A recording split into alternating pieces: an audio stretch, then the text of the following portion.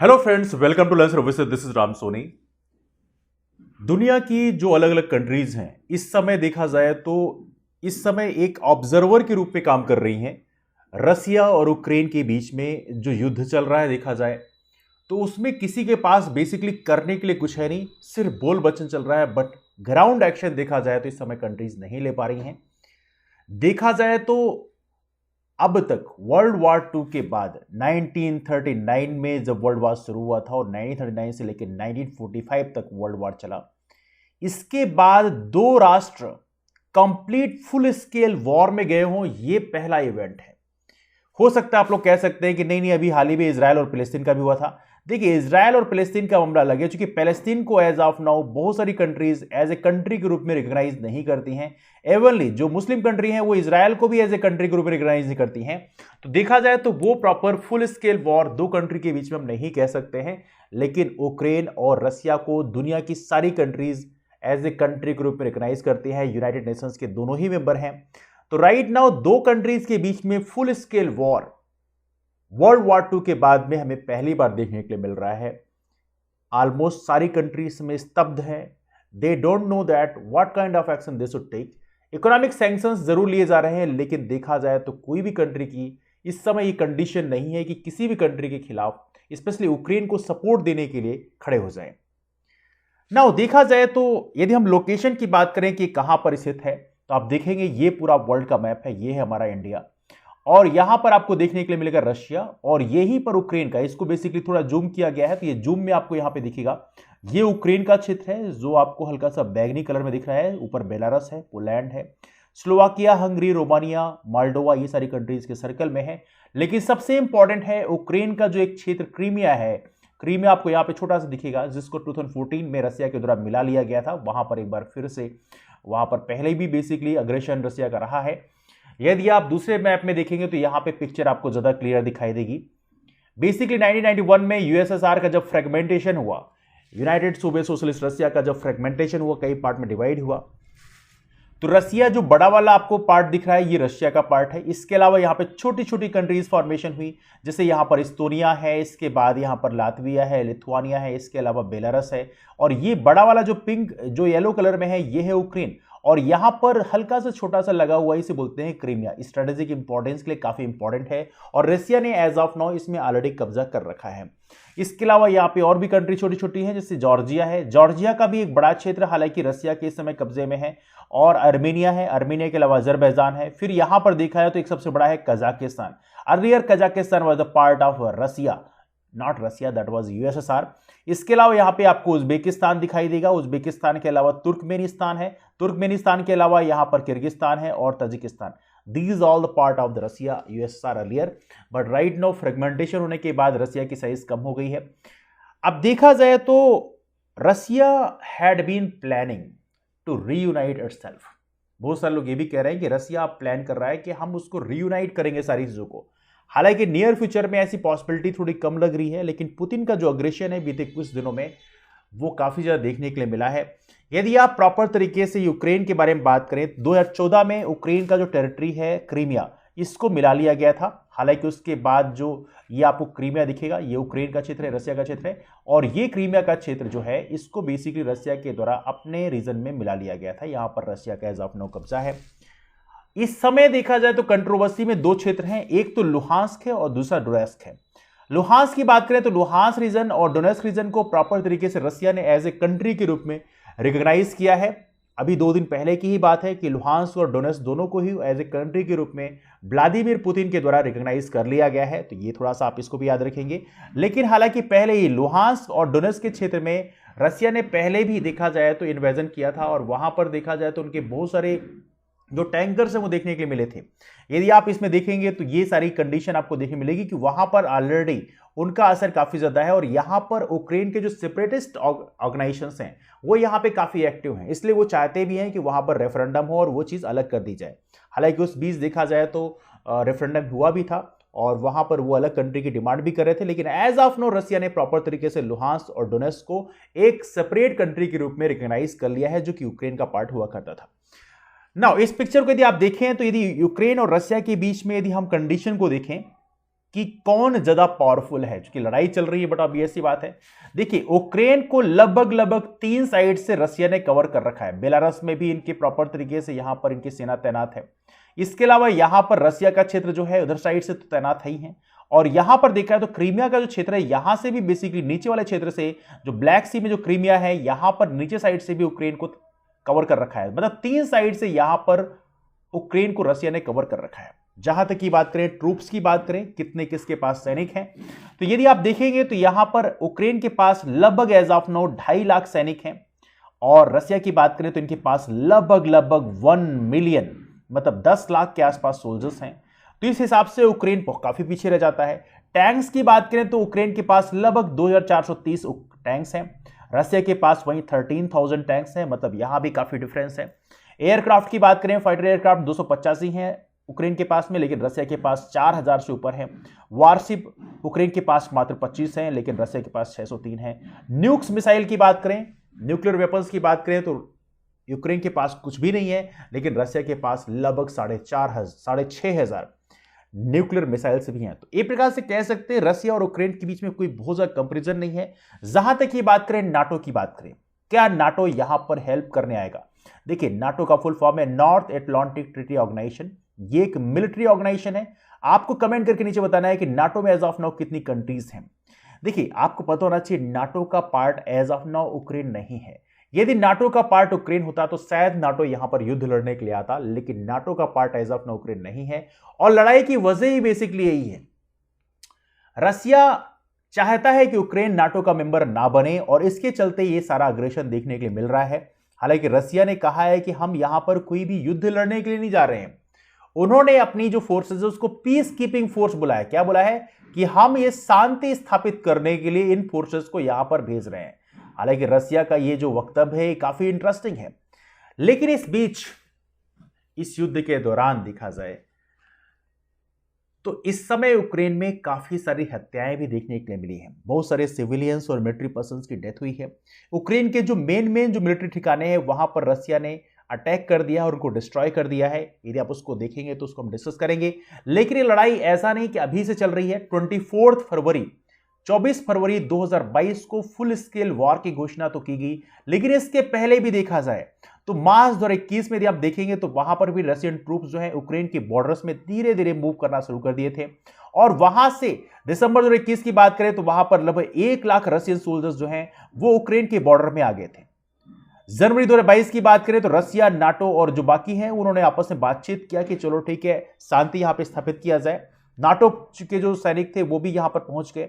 फरवरी 2022 की बात करें तो यहां पे यूक्रेन और रसिया के बीच में जो मिलिट्री ड्रिल्स प्रॉपर तरीके से होने लगी, उन्होंने आपस में मिलिट्री एक्सरसाइजेस करना शुरू कर दिया, जिससे कि आने वाले कल में यदि युद्ध होता है तो हम उसका सामना कर सकें।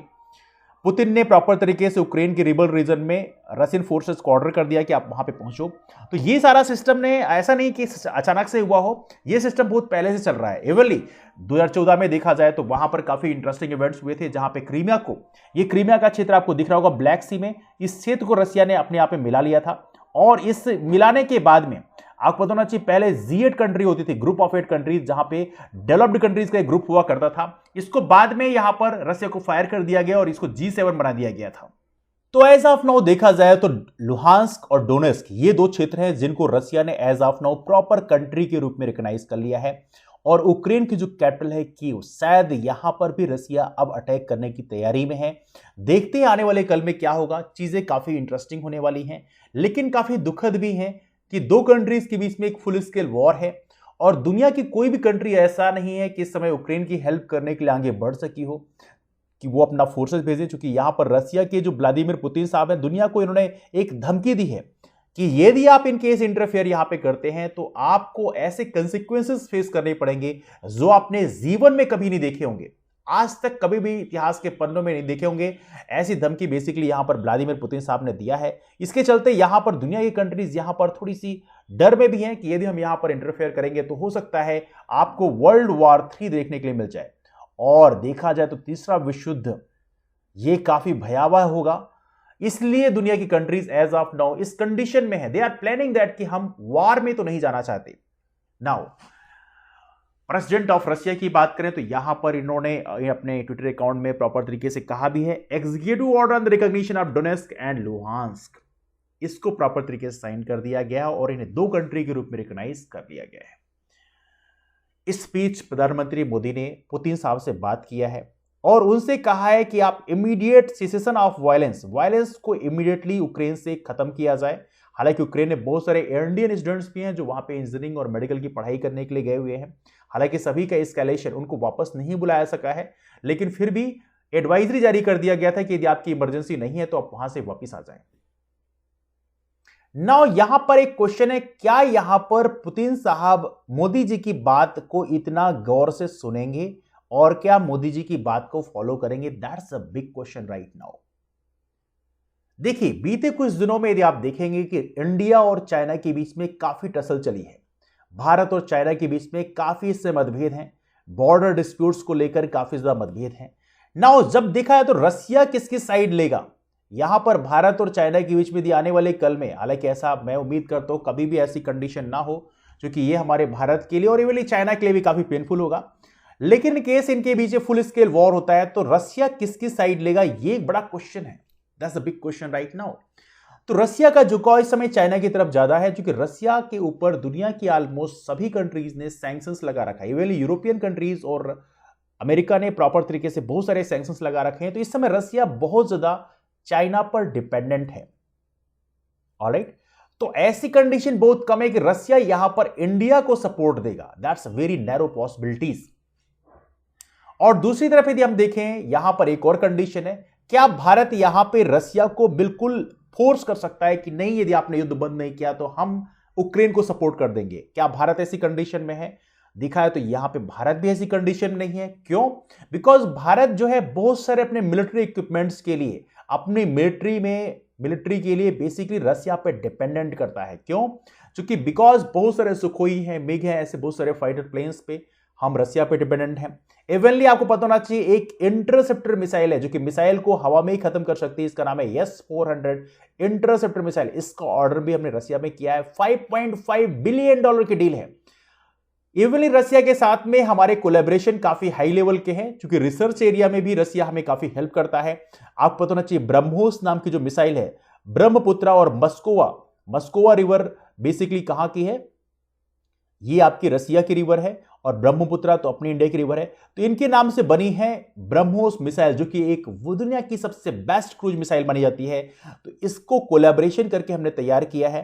तो कहीं ना कहीं रसिया रिसर्च के एरिया में भी हमें काफी हेल्प करता है। बहुत सारे न्यूक्लियर प्लांट्स हैं जो रसिया कोलैबोरेशन से बनाए गए हैं। तो रिसर्च के एरिया में, रिसर्च एंड डेवलपमेंट के एरिया में भी रसिया का एक बहुत ही बड़ा इमेंस कंट्रीब्यूशन है। इसलिए एज ऑफ नाउ इंडिया भी ये रिस्क नहीं ले सकता है कि रसिया के अगेंस्ट में चला जाए, बिकॉज रसिया से एज ऑफ नाउ इंडिया को काफी हेल्प मिलती है। तो चीजें काफी ब्लरी हो गई हैं, चीजें काफी कंफ्यूजन में है। तो ऐसी कंडीशन में कौन किसको डायरेक्टली कंप्लीटली सपोर्ट करेगा, ये पॉसिबिलिटीज बहुत कम है। क्योंकि यदि बात करें यूरोपियन कंट्रीज की बात करें या हम बात करें यूएस की बात करें, तो यहां पर यूरोपियन यूनियन और यूएसए में इंडिया अभी as of now completely dependent नहीं है। रसिया को यहां पर हम कंप्लीटली अवॉइड नहीं कर सकते, ये हमारी कंडीशन है। इसलिए इंडिया का जो स्टैंड रहा है वो काफी यहां पर इंडिया ने प्रयास किया है कि हम जो है बीच बचाव करने ना जाएं, हम थोड़ा दूर से मूक दर्शक बन के रह जाएं। एनीवे, यदि हम बात करें एज ऑफ नाउ नुकसान किसका कितना हुआ है, तो आपको पता चाहिए यूक्रेन में 137 लोगों की डेथ ऑलरेडी हो चुकी है, 316 पीपल इंजर्ड हो चुके हैं रशियन इन्वेजन से। और यहां पर सिविलियंस और मिलिट्री पर्सनल दोनों की यहां पर डेथ हुई है, जो काफी निराशाजनक और कहीं ना कहीं फ्रस्ट्रेटिंग है। दूसरी बात देखा है तो यहां पर रशियन अटैक से यूक्रेन के इन्वाय कहना है, यूक्रेन के जो एम्बेसी हैं, एम्बेसडर है, उनका कहना यह है कि भारत का जो पोजीशन है यहां पर काफी डिससेटिस्फाइंग है, because India is claiming that we are a global leader. लेकिन यहां पर भारत का जो बिहेवियर है वो मूक दर्शक के रूप में है, जो काफी निराशाजनक है। ऐसा कहना है बेसिकली रसिया यूक्रेन के जो एम्बेसडर हैं।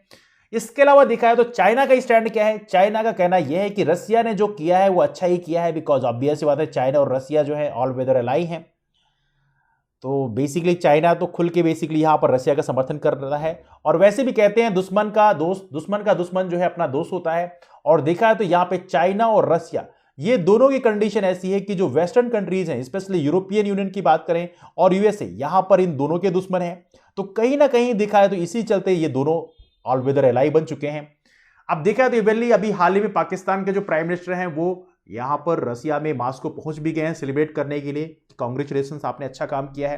तो ये सारे इवेंट्स आपने देखा होगा, लेकिन यहां पर इसी बीच भारत के एक्सपोर्ट में क्या इंपैक्ट पड़ने वाला है। देखिए, रसिया भारत का 25th लार्जेस्ट ट्रेडिंग पार्टनर है, जिसमें एक्सपोर्ट की बात करें तो $2.5 बिलियन एक्सपोर्ट हम रसिया को करते हैं और इंपोर्ट करते हैं $6.9 बिलियन। हालांकि इससे मोस्टली जो है मिलिट्री इक्विपमेंट्स को हम लोग इंपोर्ट करते हैं। तो देखा जाए तो यहां पर कुछ ना कुछ प्रभाव देखने के लिए मिल सकता है, लेकिन इसके अलावा ग्लोबल वॉर के चलते, ये जो वॉर है इसके चलते क्रूड ऑयल के प्राइसेस आसमान को चढ़ने लग गए हैं। तो आने वाले कल में हमारे देश में ट्रांसपोर्टेशन काफी महंगा हो जाएगा और इसके चलते देखा जाए तो पेट्रोल डीजल के प्राइस यदि महंगे होते हैं, क्योंकि हमारे भारत का जो मोस्टली अर्थव्यवस्था है वो पेट्रोल डीजल पे डिपेंड करती है ट्रांसपोर्टेशन के लिए। And because of that thing आने वाले कल में पॉसिबिलिटी है कि शायद हमारे देश की अर्थव्यवस्था में इसका बहुत ही ज्यादा नेगेटिव इंपैक्ट पड़ने वाला है, जो कि काफी सरप्राइजिंग होगा।